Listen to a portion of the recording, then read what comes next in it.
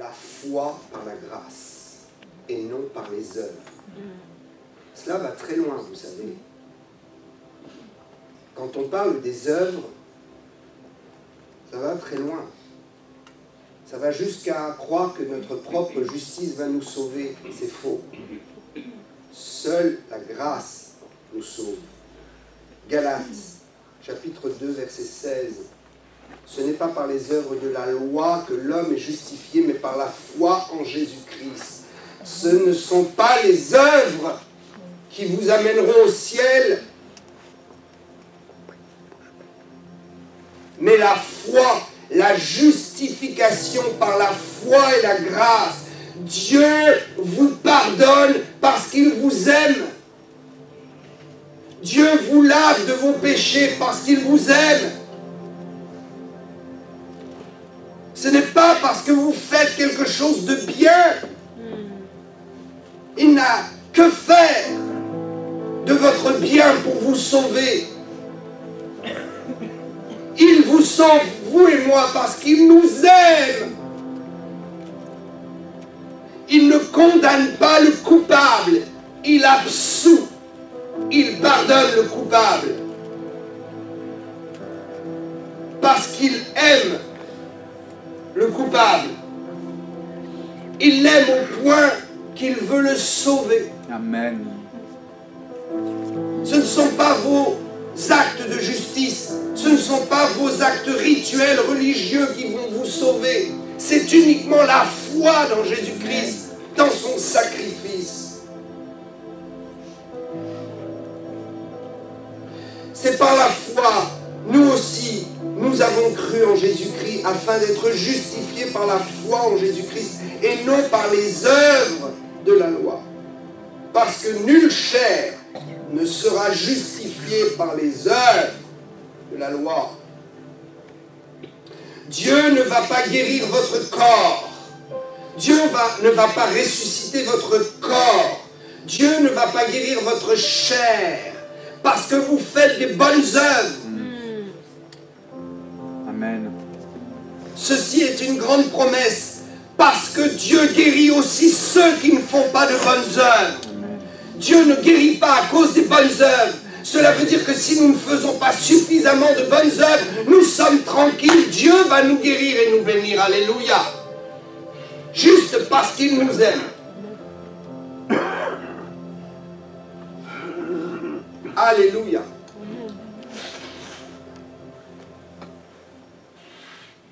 Vous savez, des fois, nous posons la question aux gens, êtes-vous chrétien? Et il y a des gens qui répondent, oh, je suis dans une association caritative et waouh, je vais aider pour donner à manger aux pauvres et pour donner des vêtements et je passe même 2 heures par semaine à le faire. Non, non, je te pose la question, es-tu chrétien? Et vous entrez dans une église évangélique et vous posez la question à quelqu'un, es-tu chrétien? Il dit, ouais, mais je ne fume pas.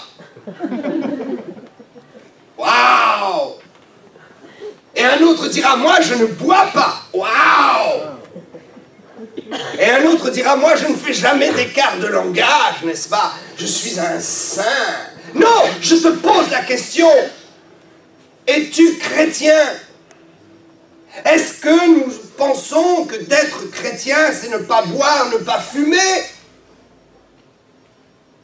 Ne pas avoir d'écart de langage?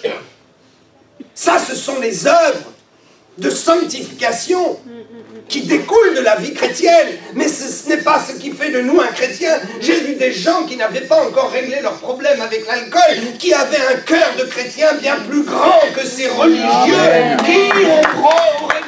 Amen. Il faut changer de mentalité, arrêter d'être religieux.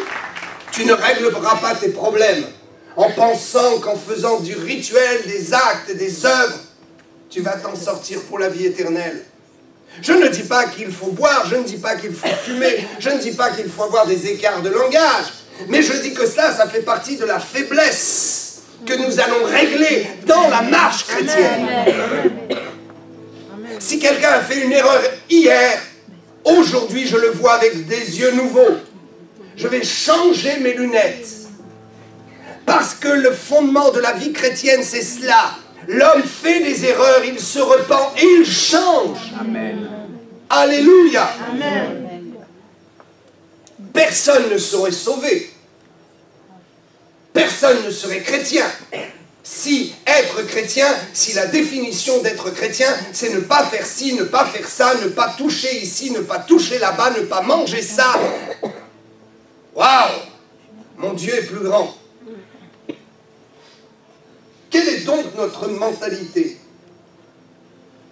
Notre conscience a été programmée par la satisfaction de la chair, la force de la chair, par l'orgueil humain, par une fausse religion, par une mauvaise interprétation de la Bible. Notre conscience a été programmée à croire que l'aspect extérieur définit l'aspect intérieur, que l'aspect extérieur définit notre place au ciel. Il y a des gens qui n'auront pas achevé leur sanctification, iront-ils en enfer? L'achèvement de la sanctification, c'est quoi? C'est jusqu'où? Est-ce que vous pensez que vous aurez réglé tous vos problèmes avant de mourir? Non. Il y aura encore une part de méchanceté en vous, il y aura encore une part de douleur, il y aura encore une part de lutte, il y aura encore des choses qui ne seront pas totalement réglées. Il faut parler franchement, il faut se libérer, il faut arrêter d'être religieux. Dieu nous change de jour en jour. Et nous allons pouvoir mourir avant qu'il ait fini de nous changer totalement. Cela ne nous privera pas du ciel. Parce que le ciel, ce ne sont pas les œuvres, c'est la grâce. Amen. Amen. Il y a des gens qui pensent que oh, on n'est pas sauvé par les œuvres. Mais ils sont des religieux qui, en fait, se justifient constamment par les œuvres religieuses et rituelles qu'ils font pour justifier qu'ils sont chrétiens. Le chrétien est celui qui a reçu Jésus dans son cœur, qui aime le Seigneur et qui marche en nouveauté de vie. Et qui démontre sa foi absolue dans la vie éternelle. Amen. Par un cœur qui aime Dieu. Amen. Alléluia. Amen. Amen. Regardez à l'intérieur de vous. Ne regardez pas à l'extérieur. La sanctification découle de ce qui s'est passé à l'intérieur du cœur. Il y a des gens qui démontrent une sanctification qui ne sont absolument pas chrétiens ou à Dieu. Il y a des gens, vous leur dites, vous êtes chrétiens, ils disent, oh, mais moi je fais des œuvres. Mais ils ne connaissent pas Dieu. Il y a des gens qui sont païens qui vous diront, je ne crois pas en Dieu, et ils font des œuvres. Il y a des gens qui sont païens qui ne croient pas en Dieu, qui ne fument pas. Il y a des gens qui sont païens qui ne croient pas en Dieu, qui rejettent Dieu, et qui blasphèment, et qui ne boivent pas, qui ne trompent pas leur femme ou leur mari, qui ne mentent pas même. Est-ce que vous pensez que ces choses sont déterminantes pour le ciel? Seul le sang de Jésus qui pardonne nos péchés, l'acceptation par la foi. Et le reste va suivre. Ce qu'il y a de différent, c'est que moi, si je suis chrétien et que je ne fume pas, et qu'il y a un païen qui ne croit pas en Dieu, qui ne fume pas, la différence, c'est que Dieu habite dans mon cœur et pas dans le sien. Et que si je me suis sanctifié, c'est parce que la grâce de Dieu agit en moi. Alléluia. Ce qui fait que nous sommes chrétiens, je vais vous le dire, c'est que le Saint-Esprit habite en nous. Que Dieu habite en nous. Es-tu chrétien? Autrement dit, est-ce que Dieu habite dans ton cœur? Est-ce que tu as fait une rencontre personnelle avec Jésus? Est-ce que tu as senti ce contact avec le ciel? C'est cela la vraie question. C'est cela qui détermine que nous sommes chrétiens. Notre expérience, nous nous sommes abandonnés et nous disons, je suis pécheur, change-moi et aide-moi, jour après jour, Seigneur.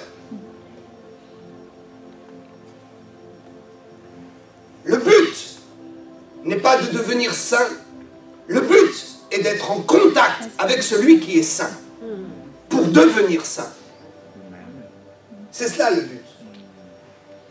Romains 8,16. L'Esprit lui-même rend témoignage à notre esprit que nous sommes enfants de Dieu. Ça, c'est la définition qui atteste que je suis un chrétien. Je suis un chrétien parce que l'Esprit de Dieu en moi atteste. Ce n'est pas mes œuvres qui attestent. Ce n'est pas parce que je fais du bien que je peux attester que Dieu est dans mon cœur. Les œuvres ne sauvent pas. La bonne conduite religieuse ne sauve pas. Le Seigneur voit bien plus loin que cela. Bien sûr, il faut devenir meilleur. Bien sûr, il faut marcher en sainteté de vie.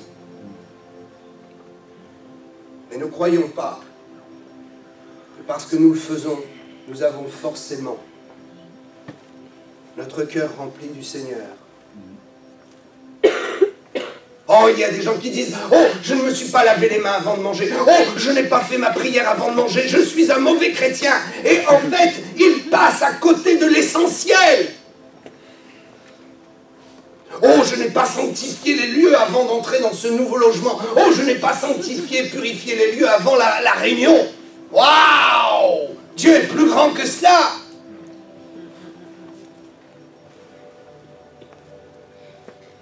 Il y a des gens qui deviennent malades et qui tombent dans l'obsession du rituel. S'ils n'ont pas fait ceci ou cela, leur conscience les accuse. Vivez libre avec Dieu. Amen. Vivez dans la liberté avec Amen. Dieu. Je veux vous dire, il y a des grandes croisades en Afrique que j'ai faites où 2 heures avant, 1 heure avant qu'on vienne me chercher, je dormais comme un bébé. Amen. Je me souviens même avoir fait l'expérience, je vais vous choquer de ne pas avoir prié. Avant, je jeûnais toujours avant les réunions jusqu'à ce que Dieu me tape sur l'épaule et me dise « Fils, pourquoi tu te fais souffrir? Tu crois que c'est ta souffrance qui va guérir les malades?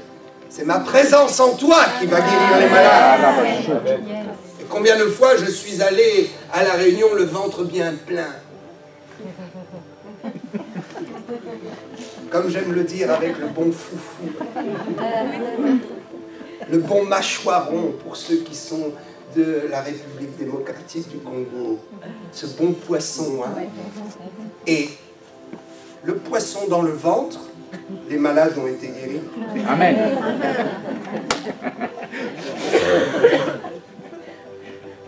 Bien sûr qu'il faut jeûner, mais soyons attentifs au Saint-Esprit et faisons ce que l'Esprit nous demande de dire.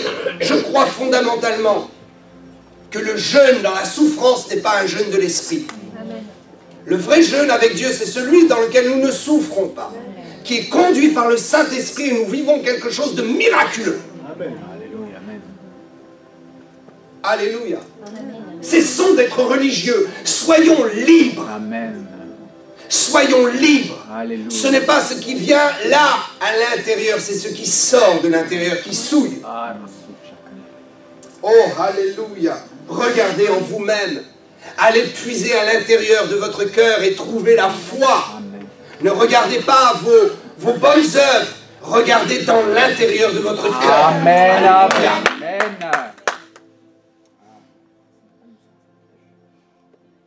Ecclésiaste, chapitre 3, verset 11. Il a mis dans leur cœur la pensée de l'éternité. Qu'est-ce qui fait que je suis un chrétien?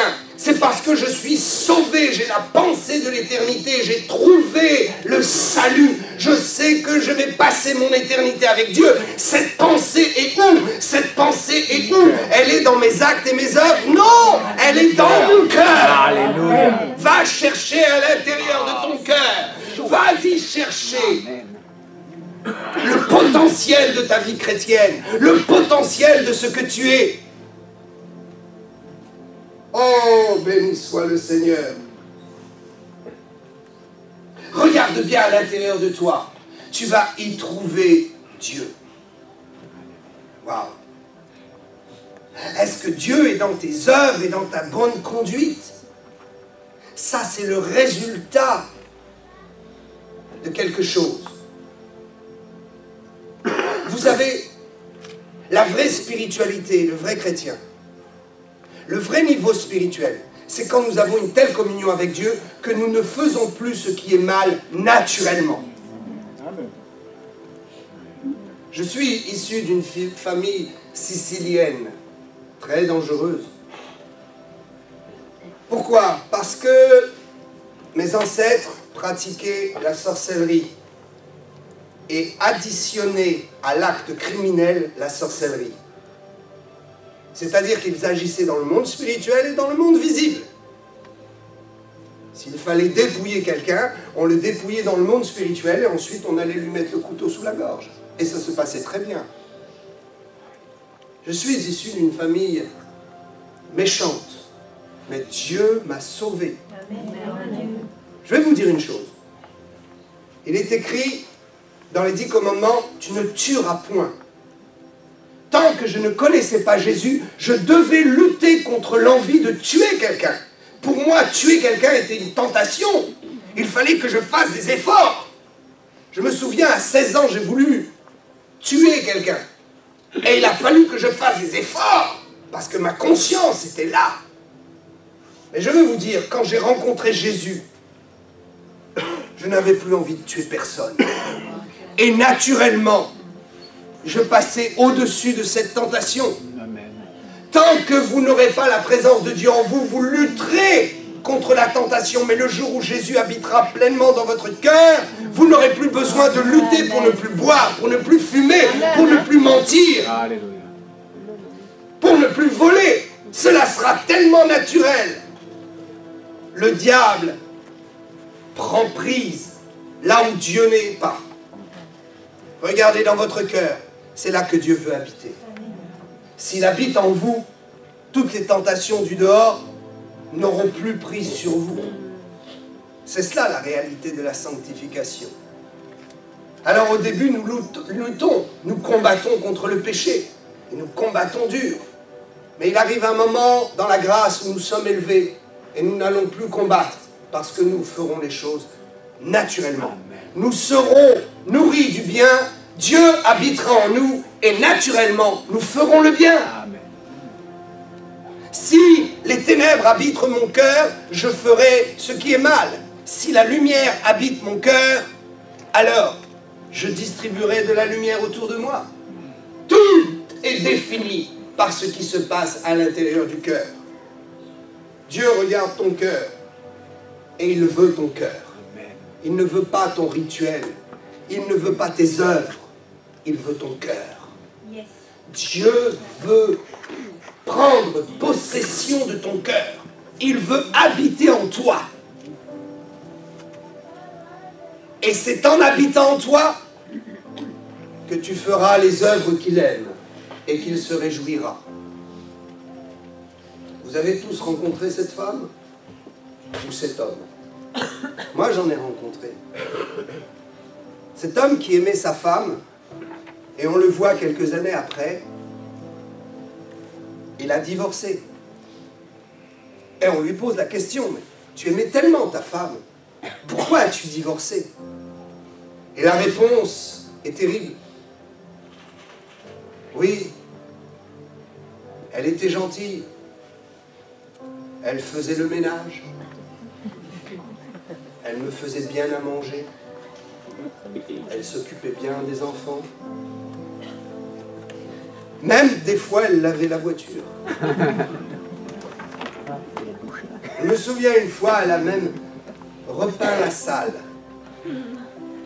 Et chaque fois que je rentrais le soir, j'avais mes petits chaussons.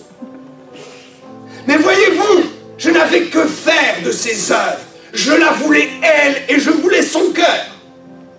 Et pourquoi je suis parti? Parce que j'étais fatigué. Chaque fois que je voulais la prendre dans mes bras, elle me repoussait. Chaque fois que je voulais avoir de l'intimité avec elle, elle n'en voyait pas le besoin. C'est quoi la vie de couple? Est-ce que ce sont des devoirs? Est-ce que c'est de faire des œuvres? Non, nous sommes ensemble parce que nous voulons être intimes ensemble. Amen. Il y a des gens qui ont quitté leur conjoint parce qu'ils étaient fatigués de ne pas vivre une intimité. C'est pareil avec Dieu. Peut-être tu fais comme il faut et tu fais tout propre dans ta vie chrétienne. Et tu donnes satisfaction parce que tu fais des œuvres. Mais Dieu est fatigué, il veut ton cœur. À chaque fois qu'il vient pour que tu pries, tu te rebelles, tu te dérobes. À chaque fois que Dieu t'invite dans sa maison, à l'église, tu dis ce n'est pas la peine. Il y a des gens qui disent je crois en Dieu, je fais des œuvres, je n'ai pas besoin de lire la Bible, je n'ai pas besoin de prier, je n'ai pas besoin d'aller à l'église. Mais précisément c'est ce qui fait la vie chrétienne. Dieu veut ton cœur, mon ami. Dieu veut ton cœur. Il veut habiter à l'intérieur de ton cœur. Il veut avoir une intimité avec toi. C'est ce qui l'intéresse. C'est ça qui l'intéresse. Tant pis si les chaussons ne sont pas à leur place. Tant pis si le repas n'est pas prêt à l'heure. Tant pis si l'aspirateur n'est pas passé. Mais pourvu que je rentre et que mon épouse ou mon mari me prenne dans ses bras et me dise je t'aime. Peu importe. Peu importe que tu fasses les actes bien religieux et que tu te comportes bien, ce que Dieu veut, c'est que tu lui dises que tu l'aimes, que tu passes du temps avec lui. C'est ça qui compte. C'est la différence entre les œuvres et l'intimité.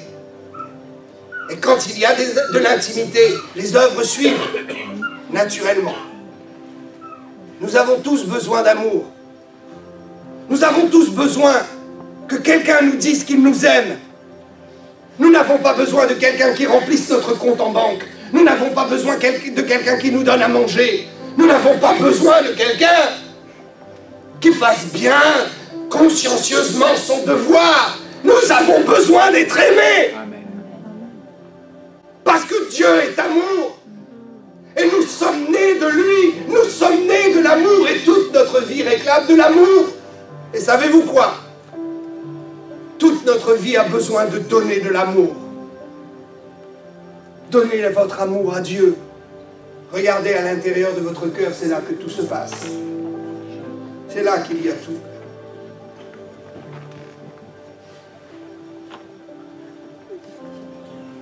Waouh! Votre véritable cœur, c'est votre vie. Votre véritable vie est dans votre cœur. Votre véritable vie n'est pas ce que vous vivez en faisant semblant. N'est pas ce que vous vivez en vous obligeant. Votre véritable vie est dans votre cœur.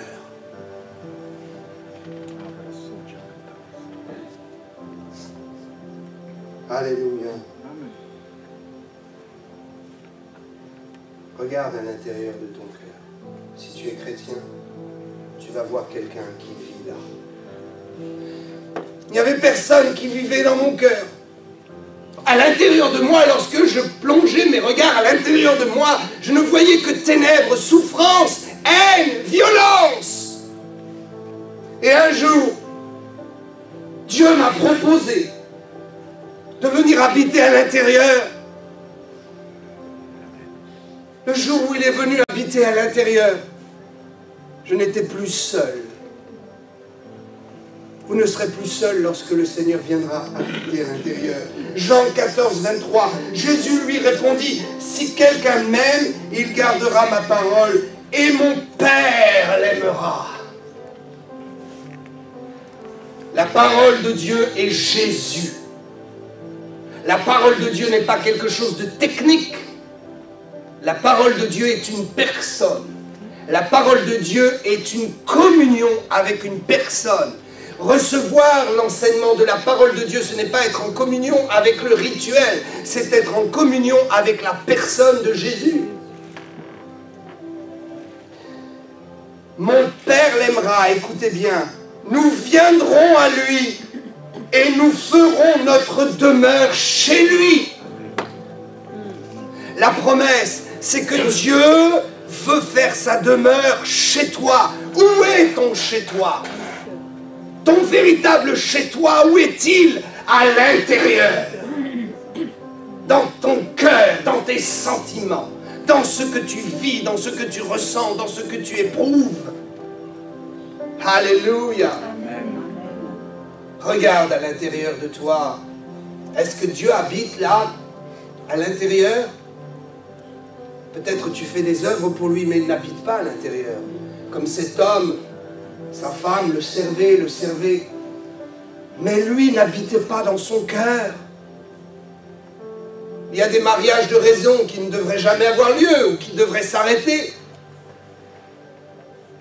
Il y a des mariages, nous devrions reprendre tout, rembobiner le film et revenir au début. Pour nous dire ce qui compte, c'est l'amour. C'est cela qui nous fait vivre et qui nous rend heureux.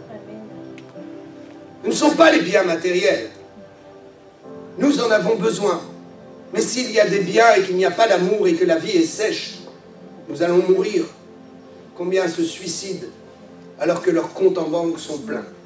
Combien se suicident alors que leur femme est belle, gentille? Et quand vous regardez, vous dites, mais qu'avait-il à lui reprocher? Étiez-vous là dans l'intimité? Étiez-vous là dans le lit conjugal? Étiez-vous là lorsqu'il murmurait des mots d'amour qui n'étaient jamais reçus dans l'oreille? Étiez-vous là pour juger? Nous jugeons aux apparences, n'est-ce pas? Et cet enfant qui a quitté la maison paternelle, et on dit il avait tout ce qu'il fallait, le père était gentil. Étiez-vous là quand l'enfant avait besoin que le père le prenne dans les bras et que le père ne le prenait jamais dans les bras? Quand l'enfant était malheureux, qu'il pleurait, que le père lui disait un homme ne pleure pas? Étiez-vous là? Savez-vous pourquoi il est parti? Chercher dans ce monde quoi? L'amour, la considération, la communion. C'est ce que Dieu veut. Il veut ton cœur. Je vais vous dire ce qui se passe. Quand Dieu habite dans notre cœur, il défend la propriété dans laquelle il est. La Bible nous dit, dans le psaume 48:3, Dieu dans ses palais est comme une haute retraite. Dieu dans les palais, c'est une haute retraite. Où sont les palais de Dieu? Est-ce que les églises faites de main d'homme sont la maison de Dieu? Est-ce que Dieu habite dans des édifices faits de briques, de ciment, de chaume ou de bois? Est-ce que Dieu habite là? Non! Dieu habite dans le cœur d'un homme, d'une femme qui l'a rencontré. La Bible nous dit que nous sommes le temple du Saint-Esprit. Notre cœur devient le palais du roi.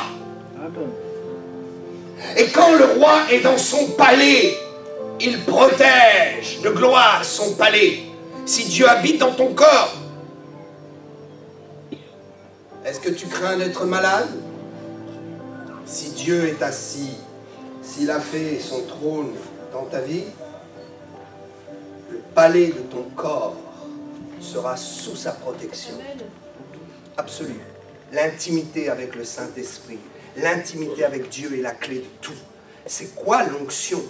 C'est quand nous sommes tellement en contact avec lui, c'est quand nous l'avons tellement reçu, lorsqu'il habite tellement le palais de notre cœur, que sa puissance se révèle pour protéger ce qui lui appartient. Alléluia. Vous savez ce qu'il faut faire? Quand nous avons reçu Jésus et qu'il habite en nous, il faut plonger sa main spirituelle jusque dans son cœur. Oui. Pourquoi aller chercher dans la poche de l'autre? Pourquoi aller chercher dans le cœur de l'autre ce qui est dans ta poche et dans ton cœur?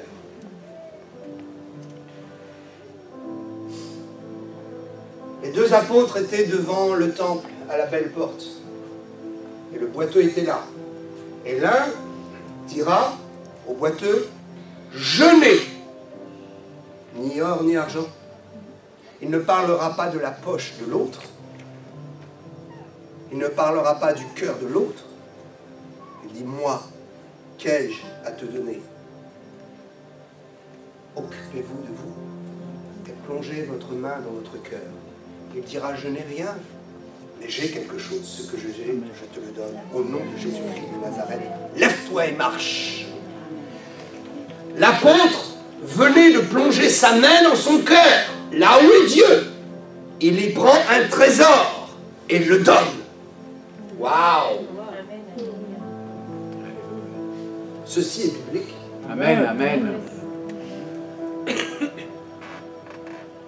Matthieu 12, 34, 35, c'est de l'abondance du cœur que la bouche parle. 34, c'est de l'abondance du cœur.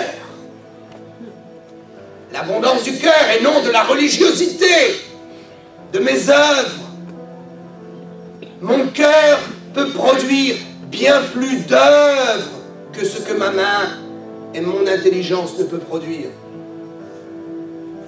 Verset 35, l'homme bon tire de bonnes choses de son bon trésor, et l'homme méchant tire de mauvaises choses de son mauvais trésor. Où est notre trésor? Il est à l'intérieur.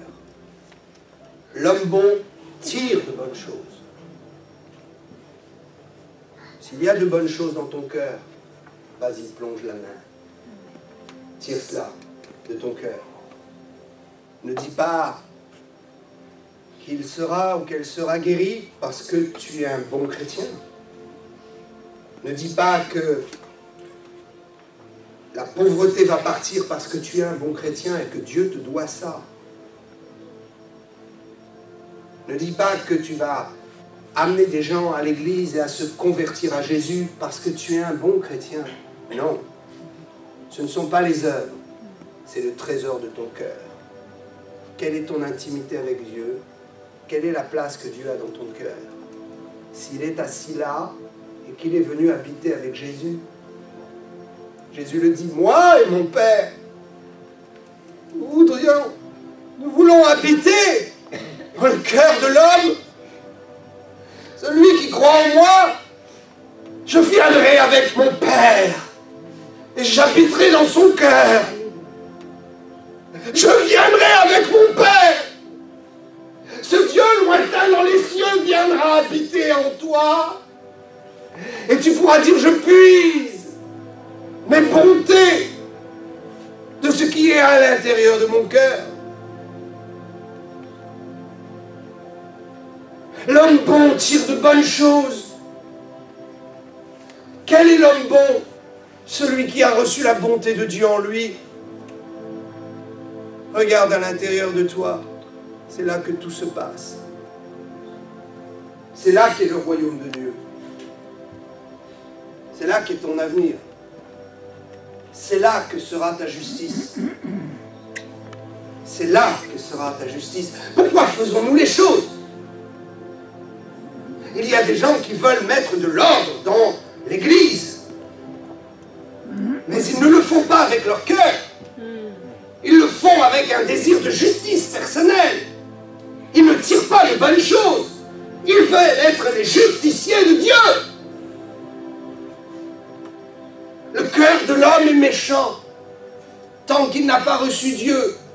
Et même quand il a reçu Dieu, le cœur de l'homme continue à être méchant tant qu'il n'est pas intime avec le Seigneur. Es-tu chrétien? As-tu reçu Jésus à l'intérieur? Es-tu déterminé à poursuivre une communion avec le Saint-Esprit? Alléluia. Alléluia. Alléluia. Le vrai message de l'Ancien Testament, ce n'est pas la loi, c'est le Messie. Le vrai message et le germe, la puissance de la loi, c'est le Sauveur. La loi ne sauve pas, mais ce que protège la loi sauve. Le Sauveur, Jésus de Nazareth, le Fils du Dieu vivant, le Prince de la vie, celui qui se nomme Alpha et Oméga, celui qui était à l'origine, celui qui est la parole vivante de Dieu.